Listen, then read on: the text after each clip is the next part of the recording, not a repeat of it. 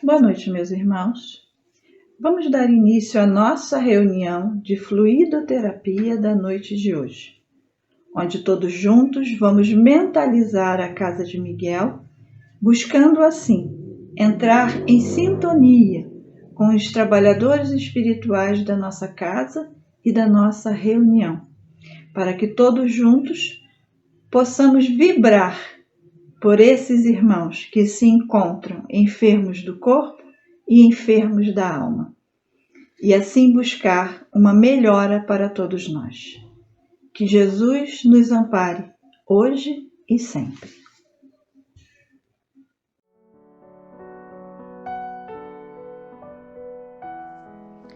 Do livro Caminho, Verdade e Vida, pelo Espírito Emmanuel, psicografia de Francisco Cândido Xavier. Lição 24. O tesouro enferrujado. O vosso ouro e a vossa prata se enferrujarão. Tiago, capítulo 5, versículo 3. Os sentimentos do homem, nas suas próprias ideias apaixonadas, se dirigidos para o bem, produzirão sempre, em consequência, os mais substanciosos frutos para a obra de Deus. Em quase toda parte, porém, desenvolvem-se, ao contrário, impedindo a concretização dos propósitos divinos, com respeito à redenção das criaturas.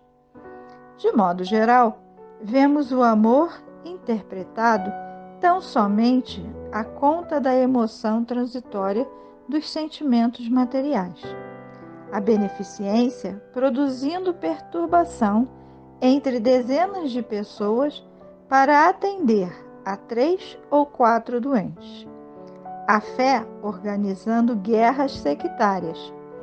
O zelo sagrado da existência criando egoísmo fulminante. Aqui, o perdão fala de dificuldades para expressar-se. Ali, a humildade pede a admiração dos outros. Todos os sentimentos que nos foram conferidos por Deus são sagrados, constituem o ouro e a prata de nossa herança. Mas, como assevera o apóstolo, deixamos que as dádivas se enferrujassem no transcurso do tempo.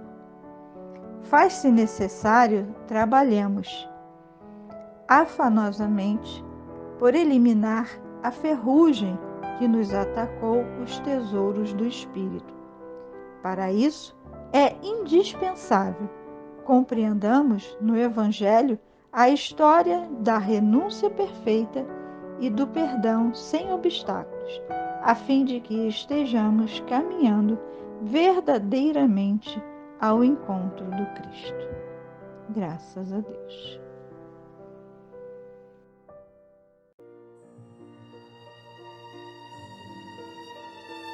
Jesus, mestre amigo, agradecidos estamos pelo concurso da espiritualidade de luz da nossa casa, o Centro Espírita Miguel, a Catuíte, as irmãs Margaridas, a Miguel e os demais trabalhadores espirituais tão abnegados que sempre nos auxiliam. Com tudo isso, estamos elevando os nossos pensamentos a Ti, mestre querido, também para agradecer a oportunidade de estarmos reunidos mais uma vez nesta noite, para estudo do Evangelho e trabalho. Pedimos a Ti, mestre querido, que leve a nosso agradecimento até Deus, nosso Pai maior, por tudo que recebemos até então e muitas das vezes nem percebemos. Mestre amigo, que todos os nomes que se encontram em nossas listas de trabalho possam ser atendidos e que todos nós, pela nossa vez, possamos auxiliar a espiritualidade também, para que os ajude. Ajude também todos aqueles nomes que nesse momento estão em nossas mentes. Que todos esses irmãos possam ser amparados, possam se sentir melhores, recuperados. Obrigado por tudo, mestre, pela oportunidade, que é ímpar. E assim, sob a tua permissão, estamos dando por iniciada mais uma reunião de fluidoterapia nesta noite. Graças a Deus, graças a Ti, Jesus.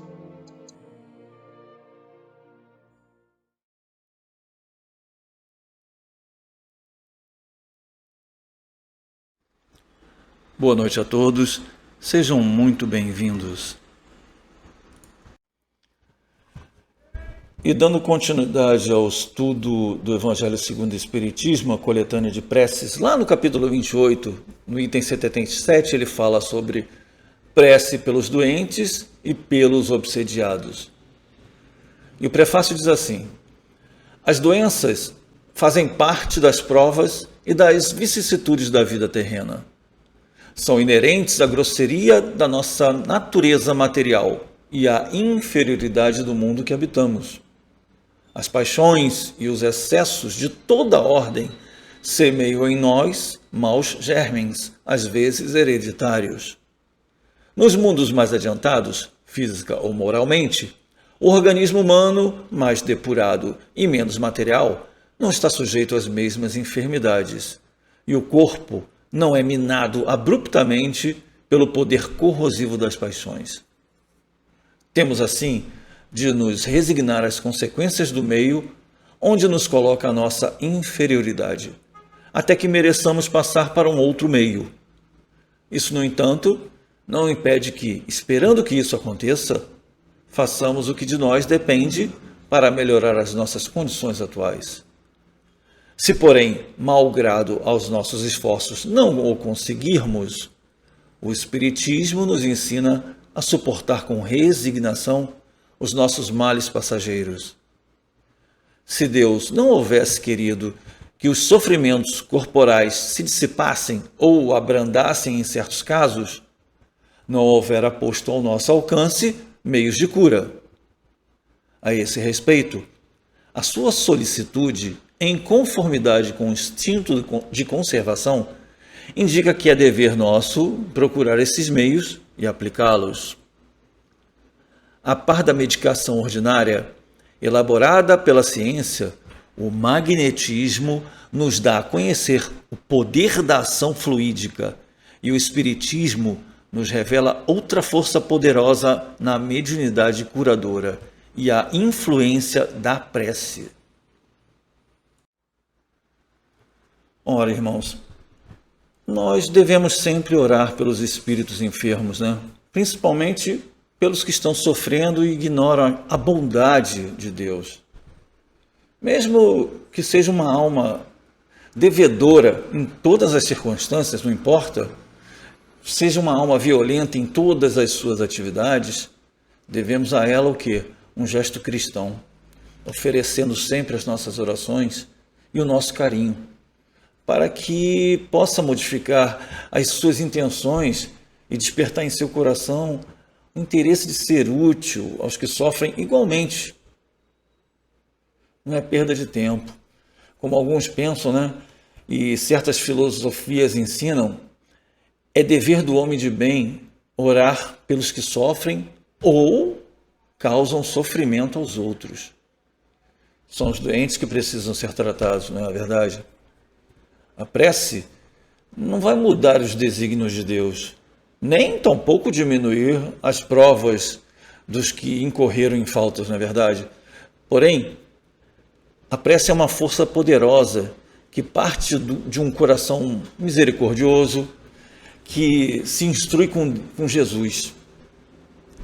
O Mestre é a misericórdia viva, não é? Que veio de Deus para nós, para a humanidade. Então, a oração ela tem o poder de levar ao desesperado a paciência, de levar ao violento o quê? A calma, de levar aquele odiento, aquela pessoa que vive com ódio, levar o amor, de levar aquela pessoa que está sofrendo o alívio. E é nesse processo, né, de socorro que se vê o tesouro da prece. Porque quando ela é feita por amor às criaturas, ela atinge um grau muito mais elevado. E ainda mais, aquela súplica direcionada a uma outra pessoa, ela tem a propriedade de quê?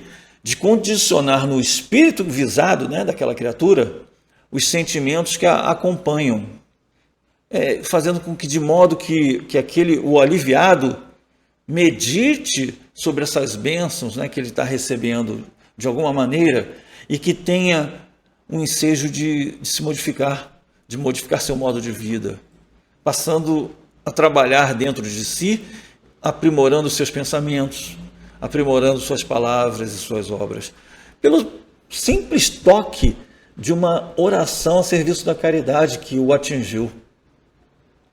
Oremos sempre, irmãos.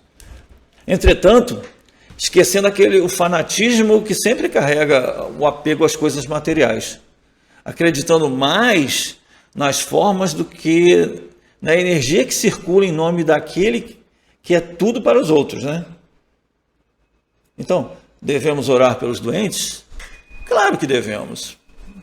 Eles são os mesmos que antes carregaram um fardo físico e aquela energia circulante e divina da oração, quando ela é doada por amor verdadeiro, ela tem o poder de buscar aquela criatura que está em nossas orações, em nossos pensamentos, em qualquer lugar do universo e em frações de segundo, irmãos. E ela acaba envolvendo o espírito desse doente em carinho e amor, que se desprendeu de quem? Dos sentimentos de quem ofertou a oração na linha da caridade.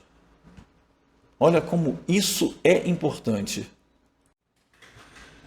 Mas como fazer isso? Bom, para saber orar do modo que Jesus ensinou, primeiro se faz necessário que amemos a Deus, né, sobre todas as coisas e em todas as coisas. nesse ritmo de súplica, né? O que ora, ele já está vislumbrando o reino da felicidade, gozando do reino de Deus, como um espírito livre de todos os males, né? Com que a humanidade ainda possa tentar atingir o seu coração. Para buscarmos no Evangelho mais segurança quanto à conduta da alma iluminada, verifiquemos o quê? O que o Mestre disse, anotado por Marcos, lá no capítulo 12, no versículo 34. Ele diz assim: vendo Jesus que havia respondido sabiamente, declarou-lhe: não estás longe do reino de Deus. E já ninguém mais ousava interrogá-lo.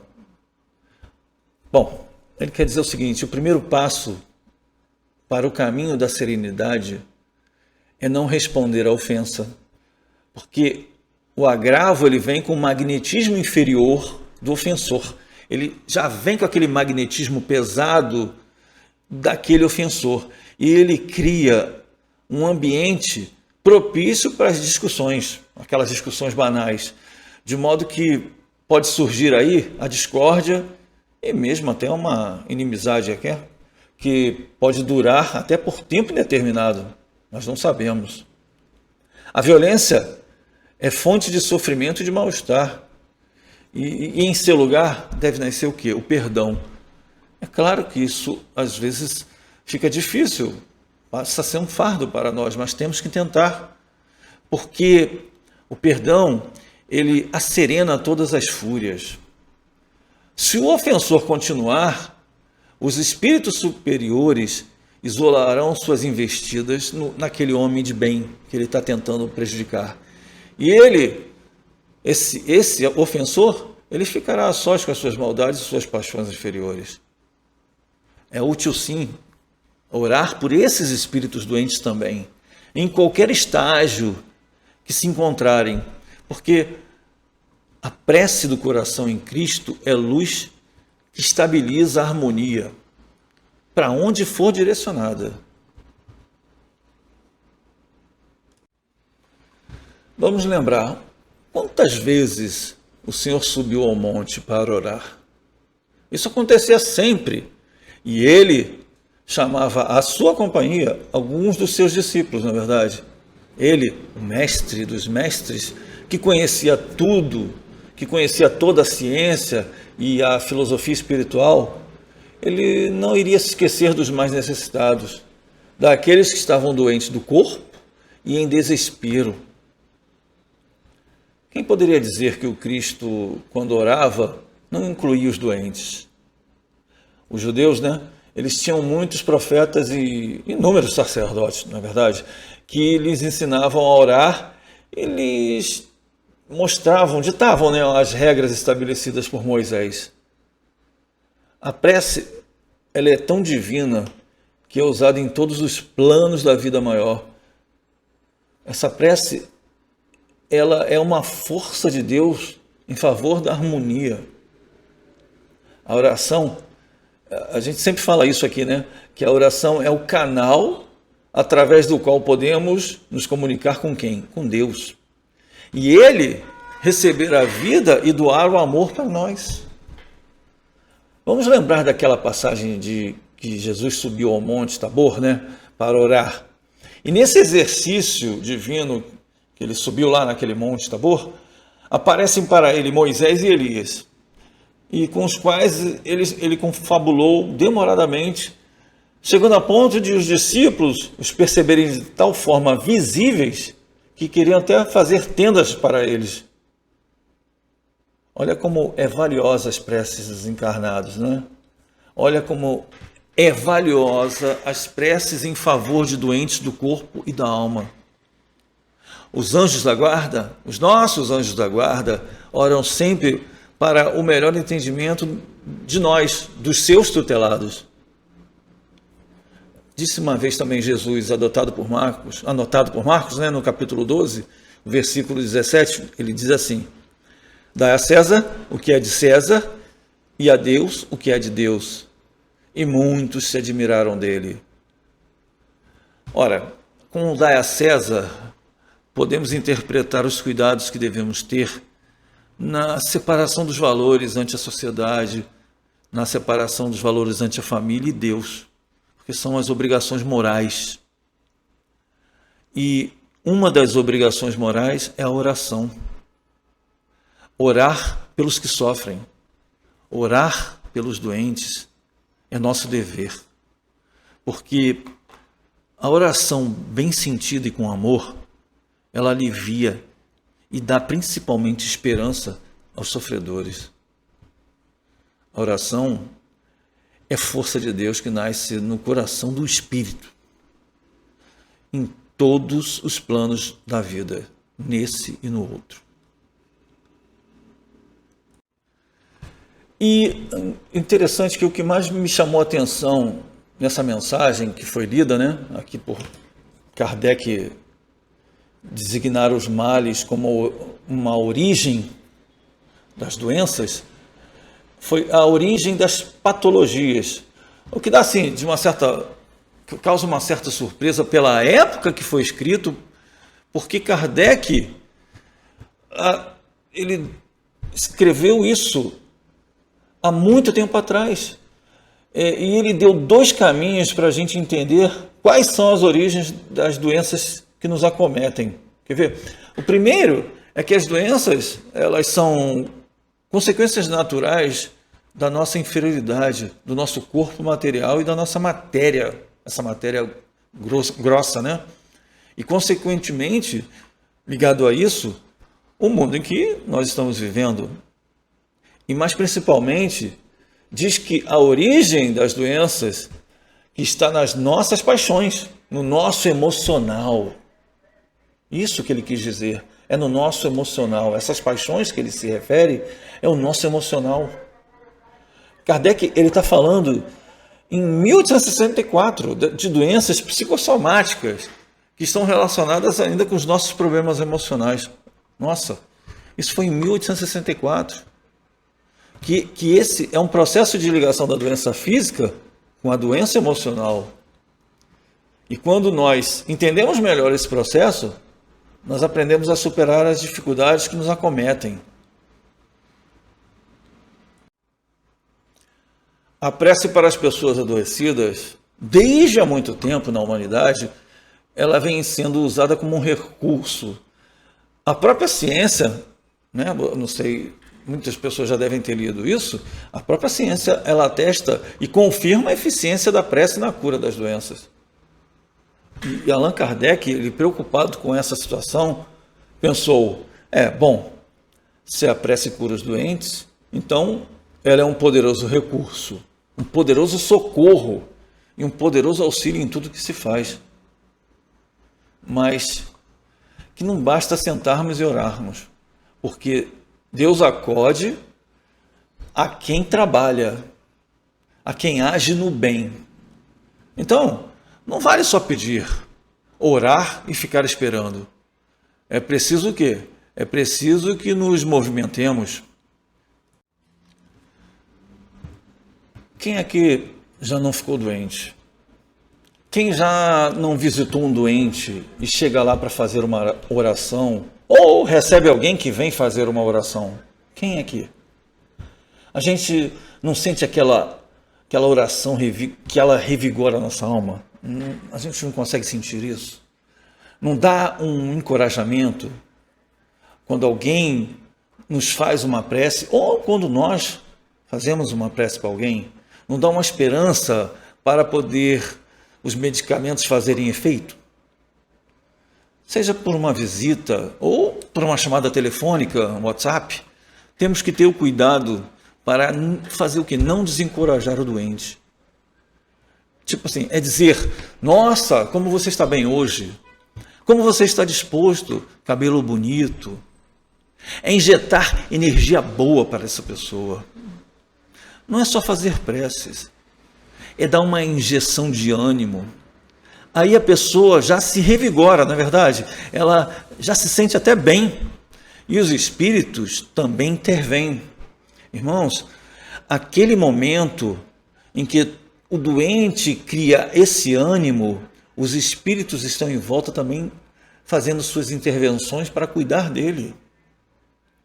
É a mesma coisa quando a gente está doente e chega alguém para nos falar assim: olha, como você parece estar bem melhor, que bom. Isso não dá um ânimo? Muitos de nós não chegou aqui numa casa qualquer de oração por causa de uma doença, não é verdade? E aí, quando melhora um pouquinho, né, às vezes nem lembra mais de rezar. Que pena. Quantas vezes nós tivemos algum conhecido que ficou doente e nem deu tempo para visitá-lo, nem lembramos dele em nossas orações. Temos que pensar nisso. Mas, veja bem, quando a gente fica doente, pedimos para orar por nós, não é verdade? Quantas pessoas às vezes não falam assim: reza por mim, estou passando por isso, por aquilo, olha, já fui no médico e não resolveu, reza por mim, lembra de mim nas suas orações? Bom, até o Papa Francisco pediu para a gente rezar por ele, não é verdade? Eu acho que essa mensagem que Kardec nos trouxe vem aqui tentar estimular em nós que lembremos sempre de orar pelos doentes, orar pelo que estão passando por dificuldades pessoais, pelos que às vezes estão em fase terminal da doença e tenta se libertar desse momento de sofrimento. Tentemos ser um instrumento para levar esse otimismo, essa alegria, esse incentivo, esse ânimo, sempre ter uma palavra boa. Por mais que a gente saiba que às vezes o caso é muito grave, mas que a gente leve algo bom para que a pessoa reaja e, principalmente, abra caminho para os espíritos intercederem por ela. Isso é muito importante.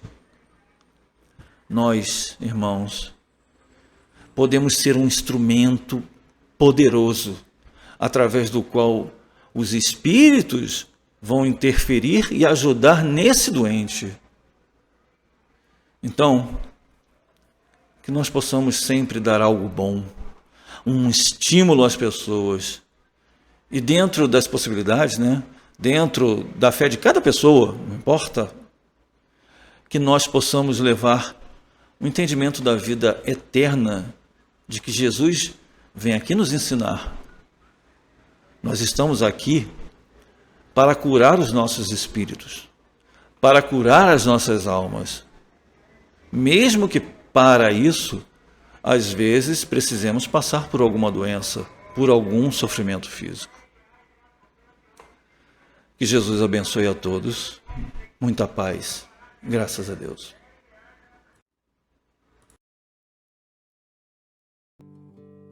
Vamos agora nos encaminhar para a prece final, onde todos juntos buscamos Jesus em nossos pensamentos,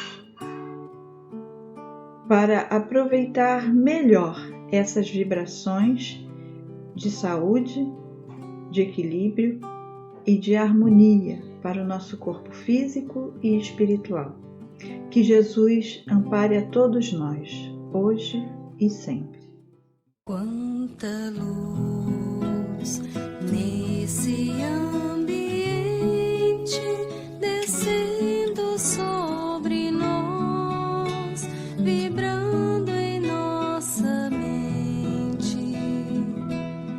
Quanta luz, quando assim em prece, como a alma cresce aos olhos de Jesus.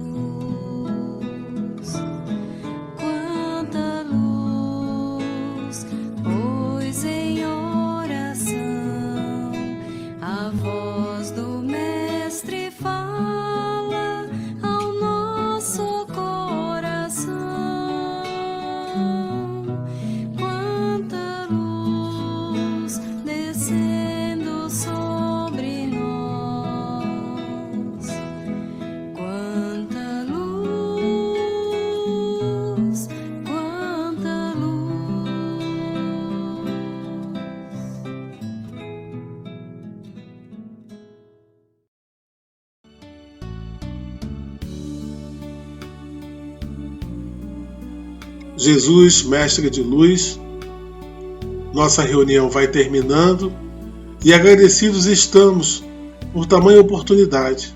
Não sabemos nem mensurá-la. Agradecidos estamos também pelo estudo do Evangelho que nos foi ofertado nesta noite. Mais um momento de boas reflexões para nós. Mais um momento em que esta bússola renovadora que é o Evangelho para pontuar os nossos pensamentos e atitudes. E assim, vamos nos renovando a cada dia, a cada vez que estudamos o Evangelho e, com afinco, apreendemos aquelas lições, vamos vendo tudo melhorar para nós e para aqueles que convivem conosco. E essa é a intenção do Evangelho, promover em nós uma grande reforma íntima, para que façamos brilhar a nossa luz. Recebemos tanto nesta noite e nem percebemos o que recebemos, mas que todos nós possamos ter uma semana de luz e de paz, com boas vibrações. Mais uma vez te pedimos que leve nosso agradecimento até Deus, nosso Pai Maior. Agradecidos também estamos ao concurso da espiritualidade, que sempre está conosco neste belo trabalho. Obrigado por tudo, Mestre. E assim, sob a tua permissão, estamos dando por encerrada a nossa reunião de fluidoterapia desta noite. Que as tuas vibrações de luz e de paz estejam conosco hoje e sempre. E sempre, Mestre, sabemos que elas estão. Estamos ainda no grande trabalho, envidando esforços para vibrarmos na tua face. Graças a Deus.